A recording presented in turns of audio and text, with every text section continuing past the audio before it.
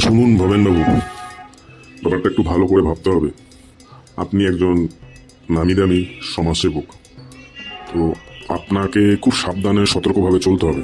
বেনিদা থেকে কিন্তু খুব সাবধান। মারাত্মক তীক্ষ্ণ বুদ্ধি নিয়ে কিন্তু বেনিদা চলে।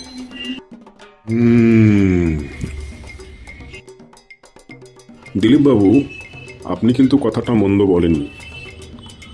আমিও অনেক খোঁজখবর নিয়েছি। বেনিবাবু কিন্তু দুরন্দর লোক, বোঝা খুব মুশকিল।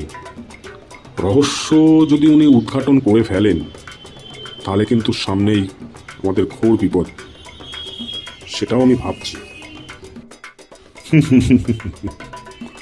আপনি ব্যাপারটা একটু বুঝতে পেরেছেন এখন দেখছি। আচ্ছা, দুর্লভপুর গ্রামের বেশিরভাগ মানুষ অশিক্ষিত, তাই না? 80% মানুষ ইলিটারেট, যতদূর আমি জানি। চমৎকার চমৎকার, হা হা হা হা। বেনিবাবু এবার আমার কেরামতি বুঝবে। কত বড় ডিটেকটিভ বেনিবাবু, এবার আমি দেখব।